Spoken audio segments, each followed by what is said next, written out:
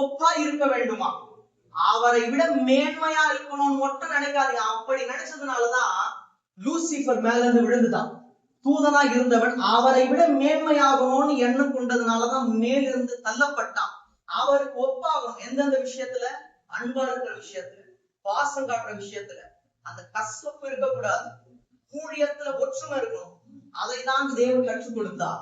அதுக்கு நம்ம ஒப்பா இருந்தோமானால் அப்பதான் தேவன் நமக்கு பல காரியங்களை அறிவிப்பார். உங்களுடைய மாம்சமும் சோர்ந்து போகக்கூடாது, ஆவியும் சோர்ந்து போகக்கூடாது. மாம்சம் எப்ப சோர்ந்து போகணும்னா, பாரம் வந்தால் மாம்சம் சோர்ந்து போயிடும், பாவம் வந்தால் ஆவி சோர்ந்து போயிடும். இரண்டுமே வரக்கூடாது என்றால் இரண்டுல இருக்கிற தேவன் உங்களோடு நித்தம் நித்தமா இருக்கணும்.